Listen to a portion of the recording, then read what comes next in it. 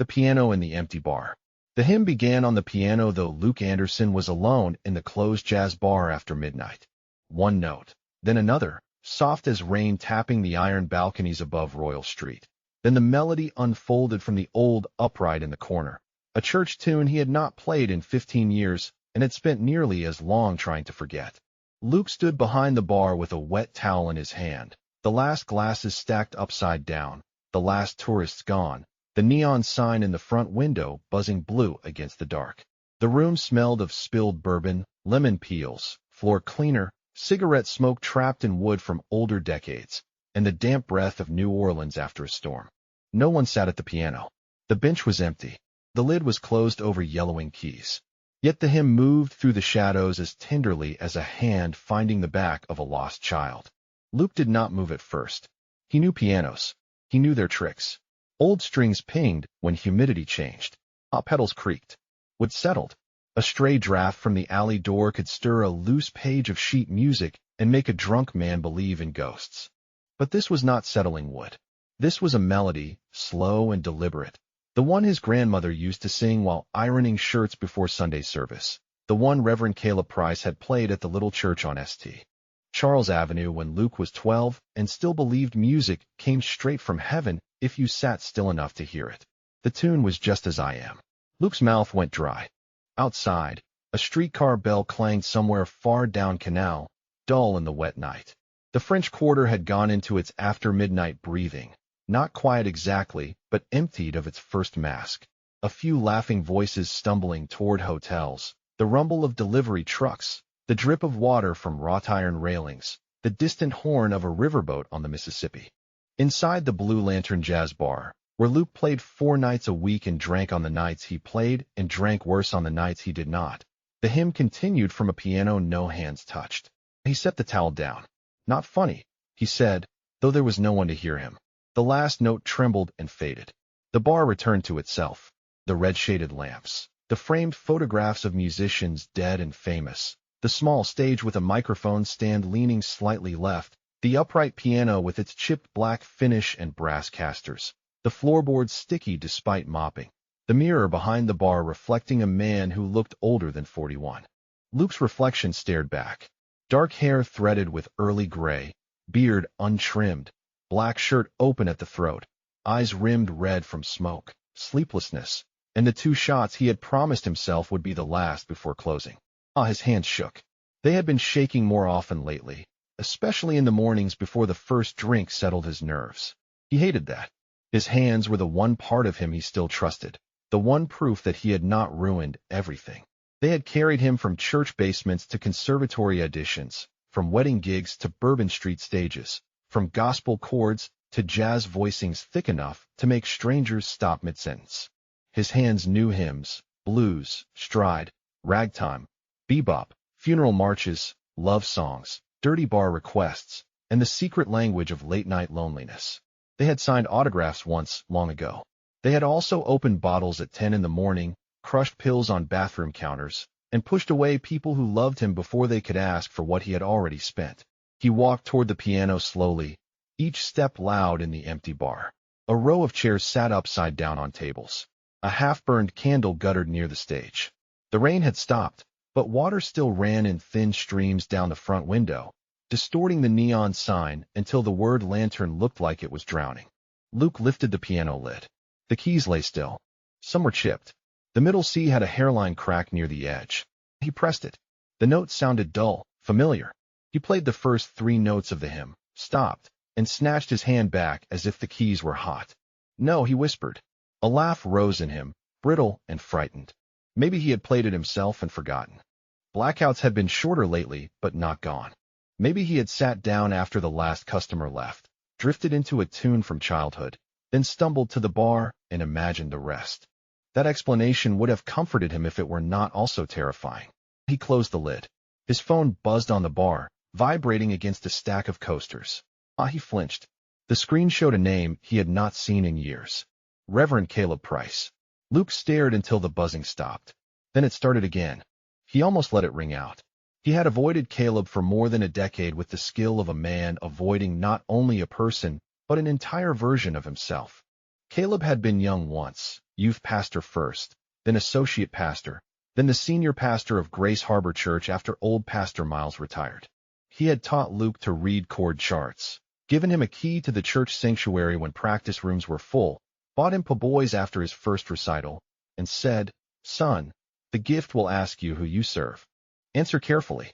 Luke had laughed then, because at 17 a sentence like that sounded noble and distant. At 27, playing in clubs until dawn with powder in his bloodstream and applause in his ears, he answered differently. By 35, he had stopped answering. The phone buzzed a third time. Luke picked it up. "Yeah." There was a pause, as if the man on the other end had not expected him to answer. "Ah, Luke," Caleb said. His voice was older, rougher, still carrying the warmth of the church fellowship hall, where coffee never tasted strong enough. "It's Caleb. I can see that. I'm sorry to call so late. It's not late in my line of work." "I know." That irritated Luke. People from church always said things like that with sorrow folded inside, as if knowing where he played meant knowing where he had fallen. "Ah, what do you want?" Luke asked. Caleb breathed out slowly. "It's about Marcus Reed." Luke leaned against the bar. "What about him?" "Ah, Marcus died yesterday." The room did not change, but Luke's body did. The floor seemed to tilt. He looked toward the piano. "Ah, Marcus Reed. Trumpet player. Laugh like a parade. Ah, bad jokes. Perfect tone. A man who could make a horn sound like brass crying under moonlight." They had played together for years, first at clean gigs, then late gigs, then dangerous ones. Marcus had introduced Luke to clubs where the music was brilliant and the bathrooms were full of deals whispered over sinks. Marcus had gotten sober twice, maybe 3 times. Luke had mocked the meetings, then envied them, then avoided him when he started talking about grace. "Ah, how?" Luke asked, though he already knew the shape of the answer. "Overdose," Caleb said softly. "Fentanyl. They found him in his apartment in Treme." Ah, Luke closed his eyes. The bar's silence became enormous. Caleb continued. "His sister is planning a memorial at Grace Harbor on Friday night. She asked if there could be music. Marcus had written down your name in a notebook, under a song request." Ah, Luke swallowed. "No, I haven't told you what song." I said no. "Luke, I don't do church gigs." "Ah, it isn't a gig. Everything is a gig if someone asked you to play. No one is paying. That makes it worse." Caleb did not answer immediately. Luke could hear rainwater dripping somewhere outside, the faint hiss of the phone line, his own breathing. "The song was Just As I Am," Caleb said. Luke gripped the edge of the bar so hard his knuckles whitened. "Ah, Luke." He looked at the piano. "Why that?" "I don't know. His sister found it in a notebook with a few other things." He wrote, "Ask Luke if he can still play this." Luke almost dropped the phone. "Can still play this." The hymn at the empty piano. Marcus dead. Caleb calling. The past opening like a door he had nailed shut. "I can't," Luke said. "You can." "No. You don't know what you're asking." "I know enough." "You don't know anything." Caleb's voice remained steady. "I know Marcus loved you. I know he prayed for you. I know he hoped you would come home before the road took you too." Ah, Luke laughed harshly. "There it is." "What?" "The church line. Come home. Like I wandered off from a picnic." "Ah, no," Caleb said. "Like a son who has been sleeping in a far country and is tired enough to remember there is bread." The word struck a memory Luke did not want. The parable of the prodigal son, flannel graph figures in Sunday school, the boy coming home smelling like pigs, the father running. Luke had hated that story as an adult. It made forgiveness seem too easy for the one who wasted everything. "I'm busy Friday," he said. "At midnight." Luke said nothing. "The memorial is at 7. I have a set at 10. Then play at 7. "No." "Will you think about it?" "Ah, no." "Will you let me pray for you?" "Absolutely not." Caleb sighed, but not with offense. "Then I will pray without permission, as old pastors are known to do." Ah, Luke hung up. He stood for a long time behind the bar, the phone still in his hand, Marcus's name moving through him like smoke. He saw Marcus at 22 in a white shirt outside a wedding venue, spinning his trumpet case and saying they were too talented for reception chicken. Marcus at 30, laughing with a woman who would later leave him because the music was never the only thing calling him at night. Marcus at 38, thinner, newly sober, sitting across from Luke at a diner and saying, "Man, I heard God in a meeting today," while Luke rolled his eyes and ordered bourbon in his coffee. Marcus last year, leaving a voicemail Luke never returned. "Just checking on you, brother. You don't have to talk. Just breathe on the line if that's all you got." Luke had deleted it after listening 3 times. He poured another drink. His hand shook so badly the bourbon splashed the counter. He drank it fast, then another. The hymn did not return. That felt worse. He finished closing, locked the bar, and stepped into the wet New Orleans night. The air was heavy with the smell of rain, fried food gone cold, garbage, river mud, and Jasmine climbing a courtyard wall. The quarter looked both enchanted and exhausted after midnight. Shutters closed, balconies dripping, gas lamps glowing, a few men hosing down sidewalks, a saxophone player packing up near the corner, two tourists arguing over directions though their hotel was across the street. Luke pulled his collar up and walked without deciding where.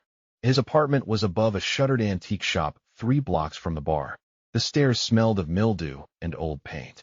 Inside, the rooms were narrow and cluttered with music charts, empty bottles, unopened mail, a keyboard he rarely used, and framed clippings from better years turned face down on a shelf. He dropped his keys in a bowl, missed, and let them stay on the floor. He took off his shoes, sat on the edge of the bed, and did not turn on the light. Marcus dead, just as I am. Ask Luke if he can still play this. He lay back and stared at the ceiling fan. A siren wailed somewhere far off, then faded. His body wanted sleep and drink and escape all at once. Instead, memory came.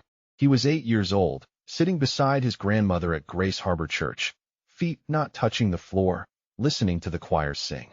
The church was small then, painted white with blue trim, its windows open to the humid morning, ceiling fans turning lazily overhead. His grandmother, Rose Anderson, wore a hat with a navy ribbon and carried peppermint candies in her purse.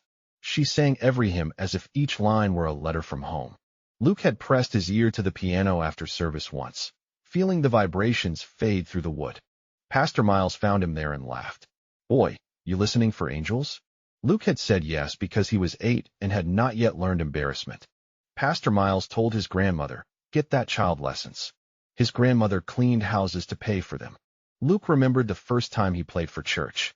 Just as I am, invitation hymn, his hands trembling over the keys, Caleb beside him whispering, "Slow, son. Let the people breathe."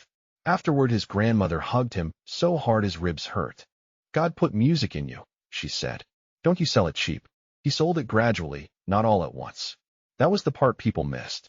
No one wakes one morning and trades faith for nightlife and addiction like signing a contract under neon. It begins smaller. A club owner offers cash. A drink steadies nerves. Applause feels like absolution without confession. Sunday morning becomes sleep. Church calls become missed calls. Prayer becomes memory. The people who ask hard questions become judgmental. The people who laugh at your worst choices become friends. Then one night you realize you can play a hymn in 12 keys, but cannot speak to God in one honest sentence. Luke slept near dawn and woke at noon with a headache like a nail behind his eye. He reached for the bottle on the floor, found it empty, cursed, and staggered to the sink. His phone showed 4 missed calls. 2 from an unknown number, 1 from his manager at the bar, 1 from Caleb. There was also a text from Caleb. Marcus's memorial. Friday, 7 p.m. Grace Harbor. No pressure. The door will be open. Luke laughed bitterly. No pressure. The oldest pressure in the world is an open door. He worked that night because he needed money, and because not working meant being alone with him. The Blue Lantern filled by 10. Tourists in linen, locals at the bar, a bachelor party too loud near the back, 2 older women who knew jazz better than most men who requested it. Luke played standards, blues, a monk tune, something slow and dirty that made a woman in red close her eyes. His fingers moved well at first. They always did once the room warmed and the first drinks blurred the edges. The crowd clapped. He smiled at the right times. He let a trumpet player sit in and did not mention Marcus. Near midnight, someone shouted, "Play something holy, piano man." The room laughed. Luke's left hand missed a chord. Not badly, but enough for him to hear. He covered it, turned the mistake into a passing color, and kept going. Sweat ran down his back. His hands shook between songs. At the break, he went to the alley and lit a cigarette, though he had promised himself he had quit those 2. A woman named Celeste, the bartender, stepped out beside him. "You look haunted," she said. "Occupational hazard. Don't give me poet nonsense." "You using again?"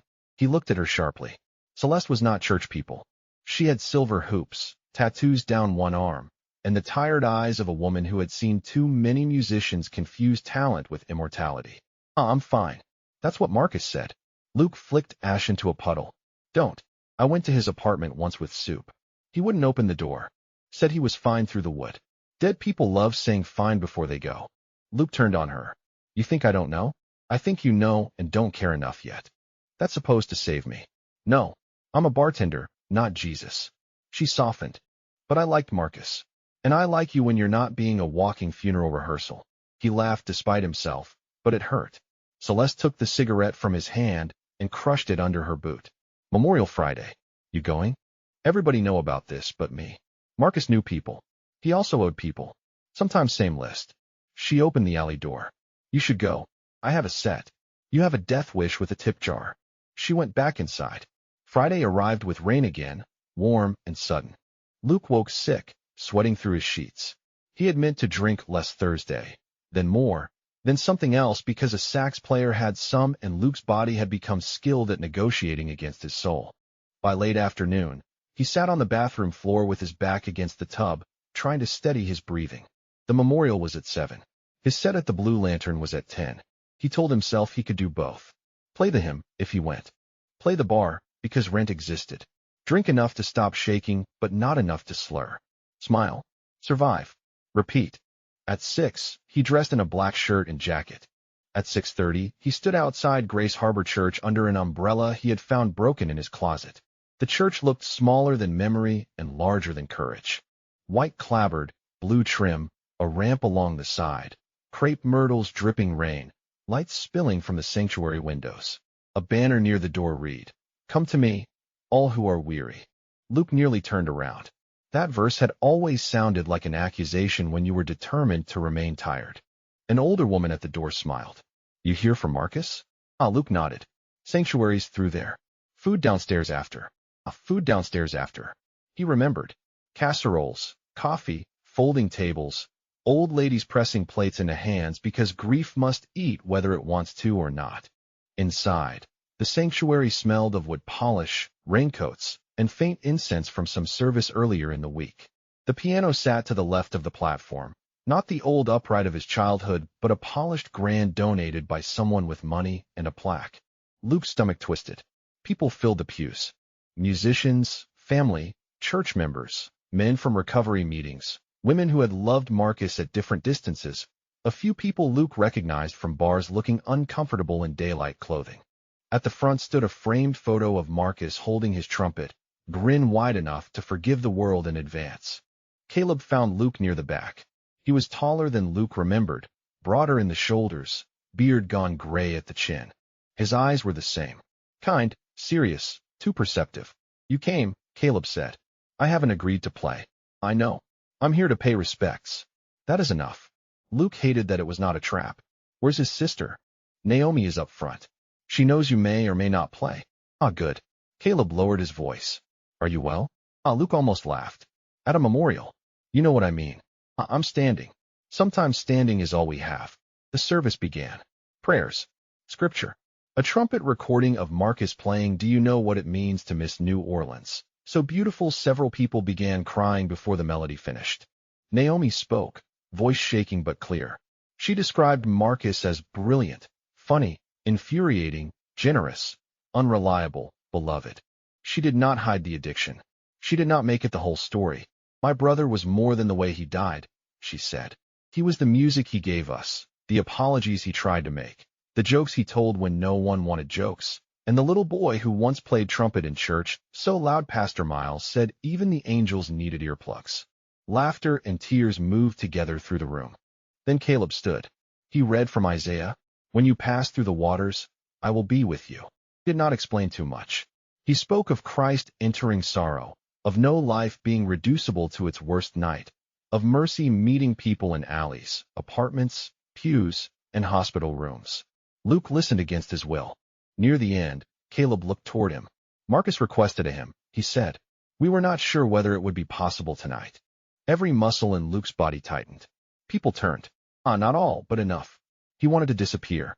He wanted a drink. He wanted Marcus alive so he could curse him for writing down his name.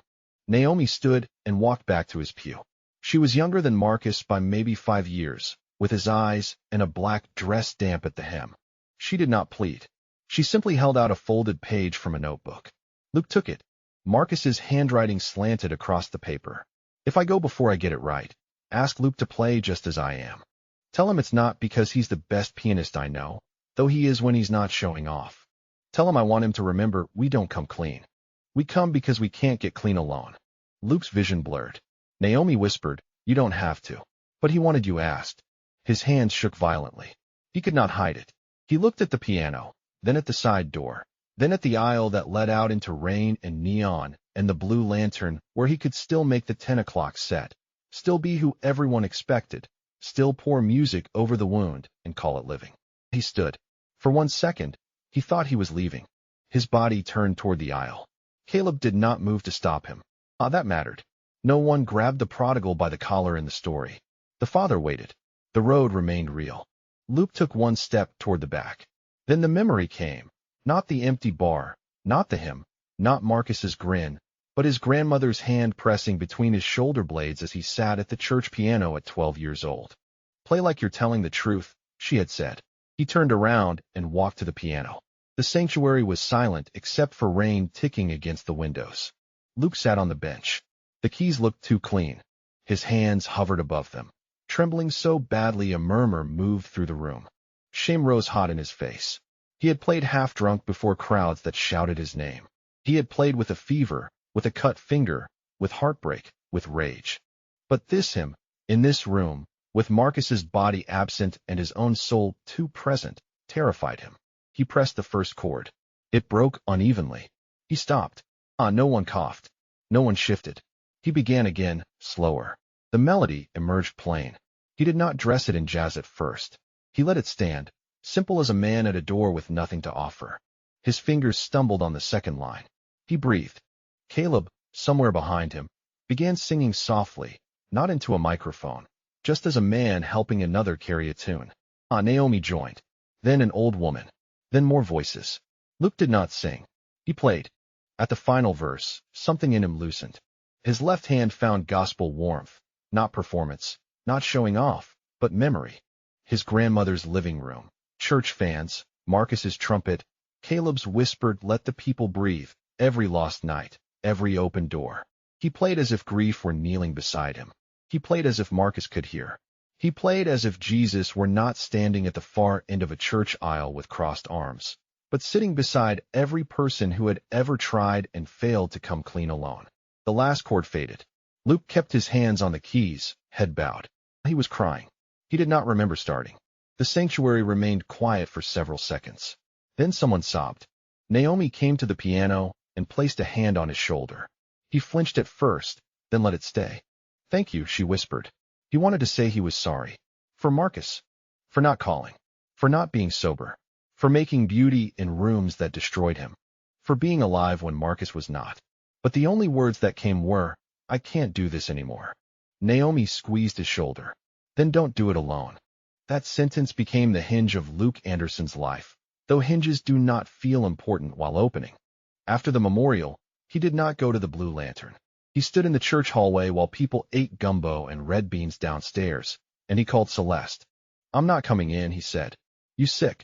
Yes. What kind? The kind that keeps killing my friends. Silence. Then Celeste's voice softened. Good. Finally. I need help. I know a meeting at midnight near Esplanade. I'll take you. I'm at Grace Harbor. I'll pick you up out front in 20. He hung up before he could change his mind. Caleb stood nearby, not pretending he had not heard.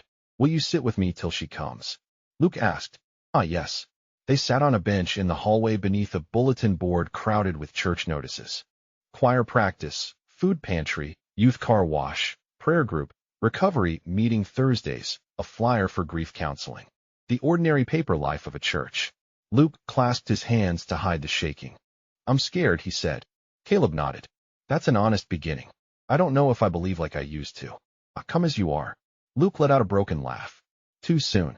Perhaps. Still true. Do you think Marcus is okay? Caleb looked toward the sanctuary. I trust him to the mercy of Jesus. That is larger than my understanding. Luke leaned back against the wall. I'm angry. So am I. At God. Sometimes, Caleb said. That surprised him. Pastors allowed that. Read the Psalms. We come from a long line of people yelling faithfully. Luke closed his eyes. I don't want to die. Caleb's voice was very gentle. Then let us help you live. Celeste arrived wearing a rain jacket over her bar clothes. She looked at Luke's face, then at Caleb. You the pastor? Yes. You coming? If Luke wants. Luke hesitated, then nodded. The meeting was in a basement room behind a Methodist church, fluorescent lit, smelling of coffee, damp coats, and cigarette smoke carried in on people's clothes. Metal folding chairs formed a circle. Men and women of every age sat with paper cups, tired eyes, tattoos, work boots, office shoes, hoodies, gray hair, shaking knees. No one looked shocked when Luke walked in. That helped. He did not speak the first night except to say his name. Even that felt like lifting a piano. Luke, he said, voice hoarse. Hi, Luke, the room answered. He hated it. He needed it. Both were true. Detox came next, because his body had become a poor liar and everyone around him could see it. Caleb helped arrange a bed. Celeste drove him. Luke sweated, shook, vomited, cursed, prayed in fragments, and dreamed of pianos playing hymns in empty rooms. He woke, once convinced Marcus sat at the foot of the bed with his trumpet across his knees. Did it hurt? Luke asked in the dream. Marcus smiled sadly. Coming back hurts too, brother. Do it anyway. When Luke woke, a nurse was checking his blood pressure. Bad dream. Maybe a good one with bad lighting. She smiled. That happens. On the fourth day, Caleb visited with a small Bible and a bag of clean clothes. Luke rolled his eyes at the Bible but took the clothes. You don't have to read it, Caleb said. Then why bring it? Because someday you might want something heavier than your thoughts, but lighter than your shame. Luke stared. You practiced those lines. Only the good ones. Luke took the Bible. Recovery did not feel like a movie. There were no golden montages, no immediate restoration of skin, sleep, bank account, reputation, and faith. It was boring, humiliating, repetitive, and sometimes miraculous in ways too small for anyone else to applaud. Luke learned to wake and not drink. He learned to eat breakfast even when his stomach complained.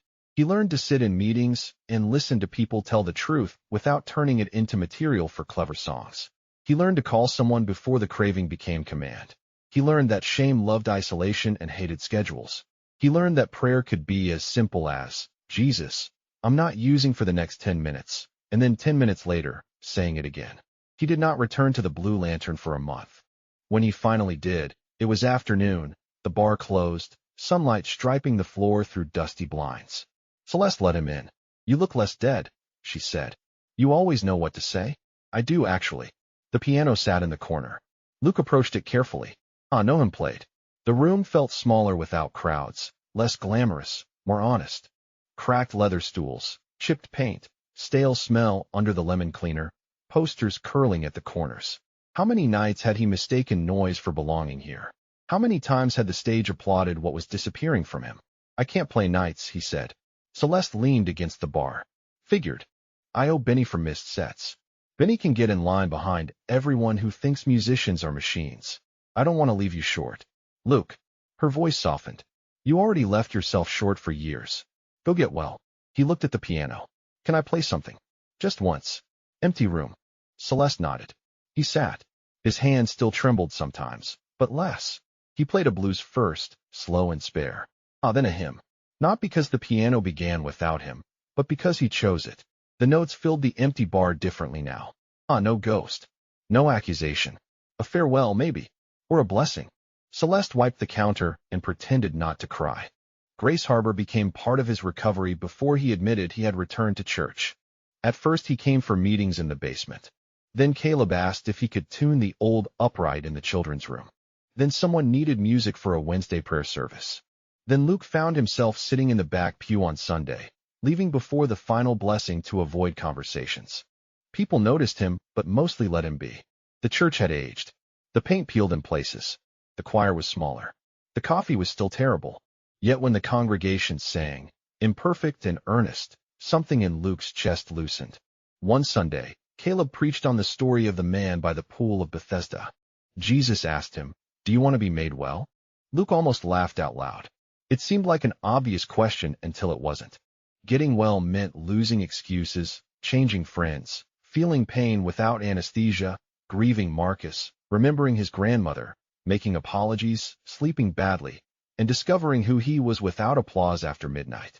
Did he want to be made well? Some days, yes. Some days he wanted to be comfortably ruined. But Jesus, in the story, asked before healing. Luke appreciated that. Christ did not pretend people were simpler than they were. After service, an elderly woman stopped him near the door. "You're Rose Anderson's grandson." Luke froze. "Yes, ma'am. I'm Miss Evelyn." Sang alto with her. "You played piano like a thunderstorm when you were little." He smiled. "That sounds accurate. She prayed for you till she died." The smile faded. Miss Evelyn patted his arm. "Don't look so burdened. Being prayed for is not a debt. It's a blanket.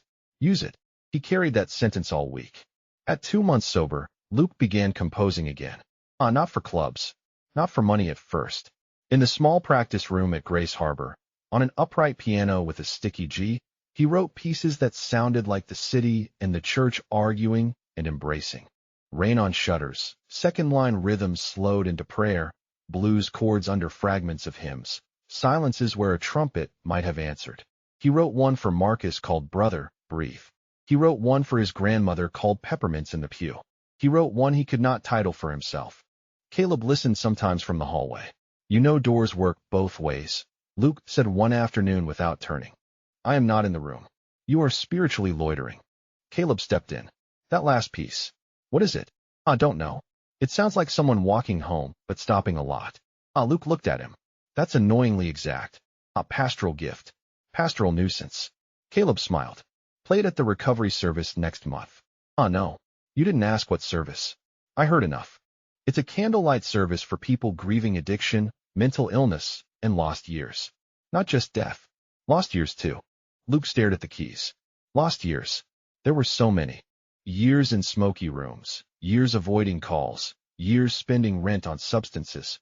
Years making jokes while his soul quietly bled. He had thought grief was only for the dead. Recovery taught him to grieve the living self he had abandoned. "I'm not ready." "I know. Then why ask?" "Because ready is not always the doorway. Sometimes willing is." Luke played a harsh chord. "You ever get tired of sounding like that?" Yes. My wife says I'm unbearable after funerals." "You have a wife." 31 years. Poor woman. She says that too." Luke did not agree to play. But the night of the candlelight service, he came. The sanctuary lights were dim. Candles lined the communion rail. Photographs and names were placed on a table. Sons, daughters, friends, parents, spouses, younger versions of people still living. Marcus's photo stood near the center, trumpet in hand. Luke sat at the piano with his hands in his lap. The service was simple. Scripture. Silence. A woman spoke about losing her daughter. A man spoke about 10 years sober and still missing the brother who introduced him to drugs. Celeste, to Luke's surprise, stood and lit a candle for every musician she had served who never made it out. Her voice did not shake. Her hands did. When it was time for music, Caleb looked at Luke. No pressure. The door opened again. Luke placed his hands on the keys and began Brother, Breathe. The piece started with a single note repeated softly, like a pulse. Then a second note entered, then a minor chord, then a rhythm that borrowed from a New Orleans funeral march but slowed, stripped of brass, carried by piano alone. Halfway through, a line of "Just as I am" appeared, not quoted loudly, but woven into the harmony like a memory finding breath. People wept. Luke did too, but he kept playing. At the end, he left the final chord unresolved for a moment, then let it settle into a major warmth he had not planned. Afterward, a young man approached him. Thin, hoodie pulled low, eyes darting. "You wrote that?" Luke nodded. "I'm 3 days clean," the young man said. "Feels like my skin is full of bees." "I remember." "Does it stop?" Luke considered. "It changes. You'll need help." "I don't do church." "Neither did I." The young man looked at the piano. "But you're here."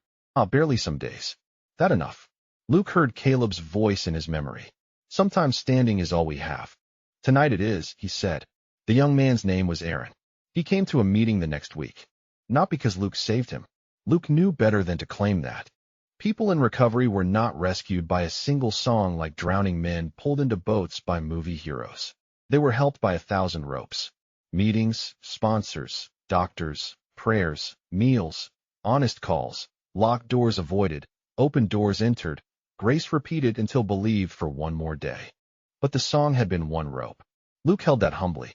At 4 months sober, Luke apologized to Naomi for not answering Marcus's calls. They met at a cafe near Magazine Street, where ceiling fans turned lazily and the coffee was strong.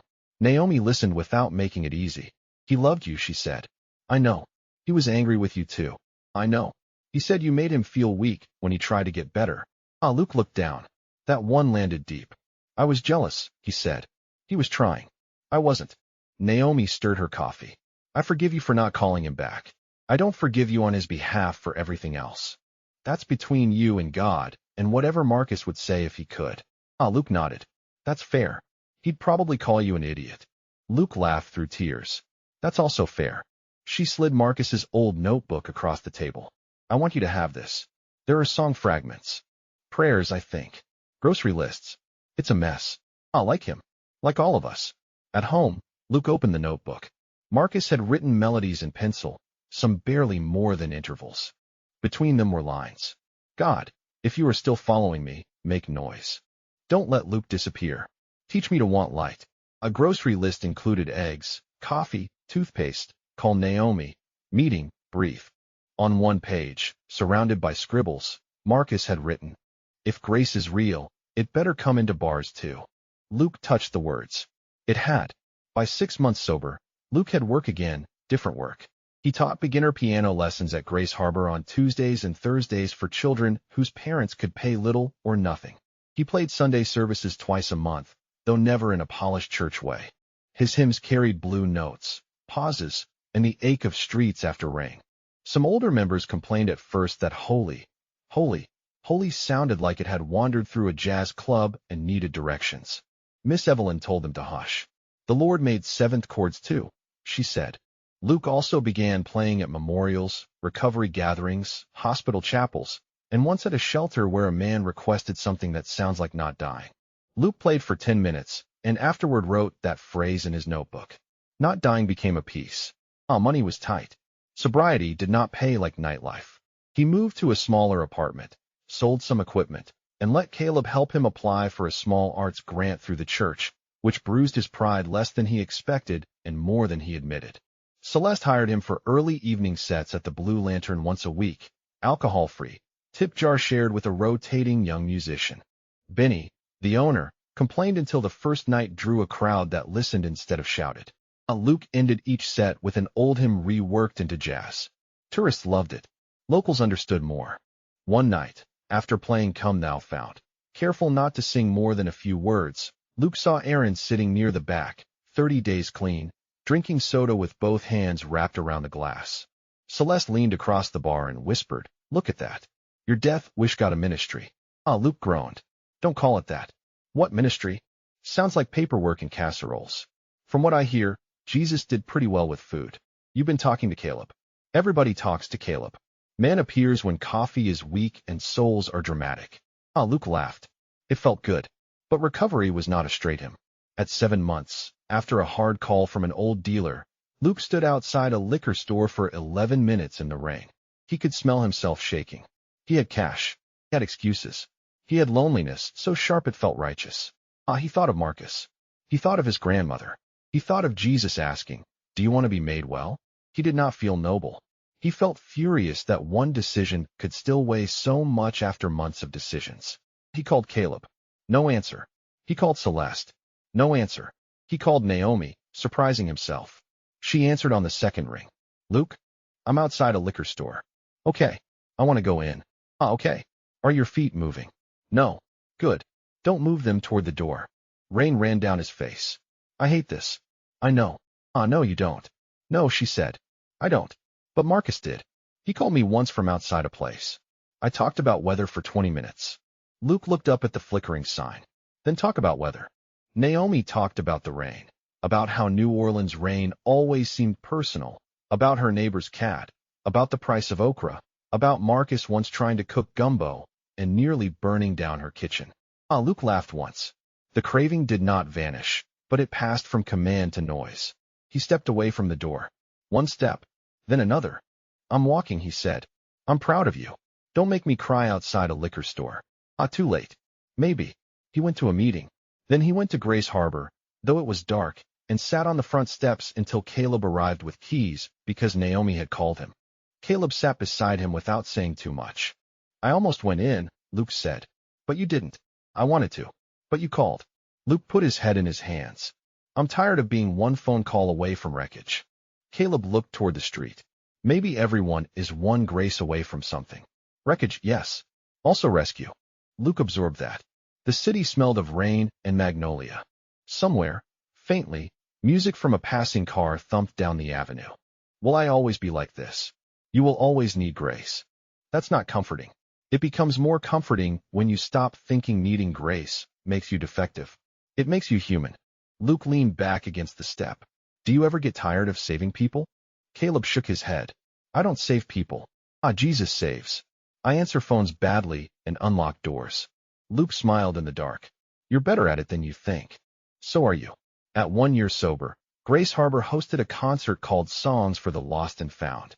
Luke hated the title, then secretly loved it, then accused Caleb of emotional manipulation. The sanctuary filled beyond expectation.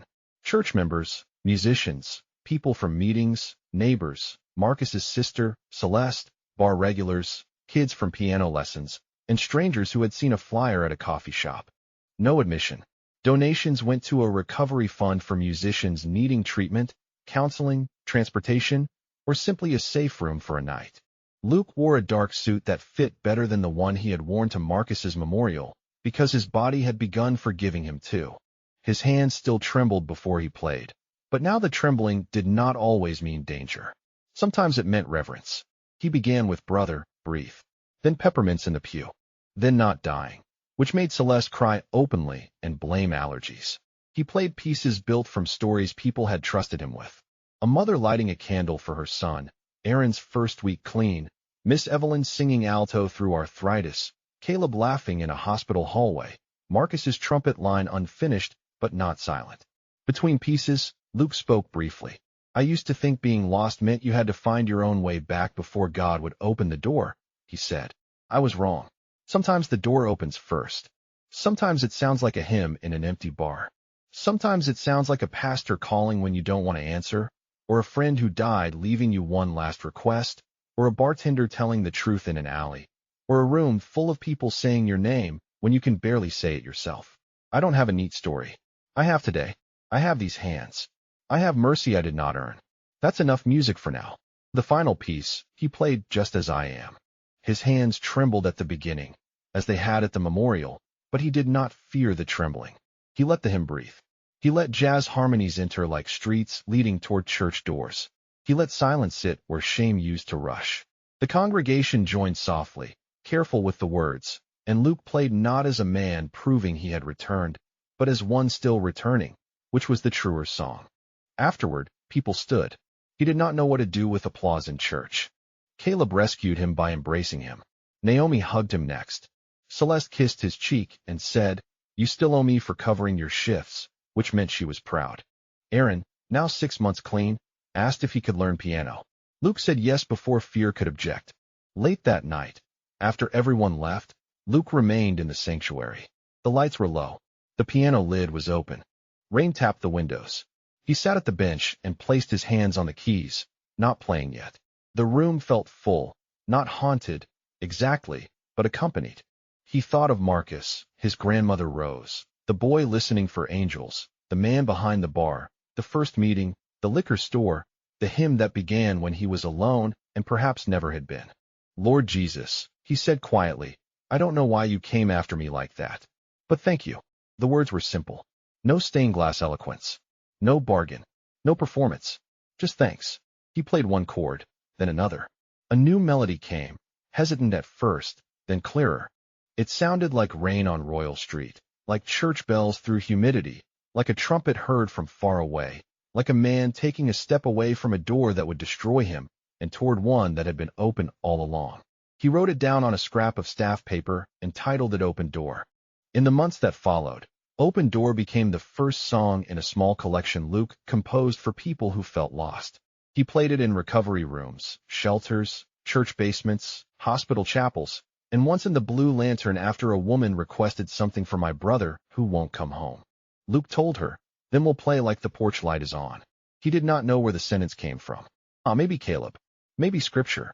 Maybe years of hymns buried under bourbon finally rising. He made mistakes. He apologized. He stayed sober one day at a time. Some mornings still came hard. Some nights the quarter called his name in old tones. But he had people now who answered the phone. He had a church where the coffee remained terrible and the mercy stubborn. He had music that no longer needed to destroy him to feel true. He had learned that gifts are not safe because they are beautiful. They become holy when surrendered, again and again, to love. On the second anniversary of Marcus's death, Luke and Naomi organized a memorial jam at Grace Harbor. Musicians came from clubs all over the city. Trumpets, saxophones, bass, drums, piano, voices. They played grief loud, then soft, then laughing.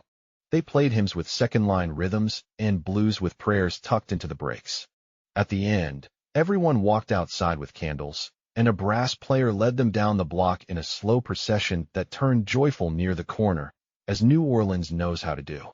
Neighbors came onto porches. Children danced. Rain threatened, but did not fall. Luke walked beside Caleb. You know, Caleb said, your grandmother would say you finally learned to play for the right room. Luke looked at the people around him. Naomi smiling through tears, Celeste clapping on 2 and 4, Aaron carrying a keyboard stand, Miss Evelyn singing somewhere behind them, men and women from meetings holding candles like small defiant stars. What room is that? Luke asked. Caleb smiled. The one Jesus is in. Luke laughed softly. That's very pastor of you. It is my profession. At the corner, the music swelled. Luke looked up at the damp night sky above New Orleans, clouds moving fast, a few stars visible between them. The city was still wounded. So was he. But wounds, he had learned, could become places where music entered differently. After the procession, Luke returned alone to the Blue Lantern.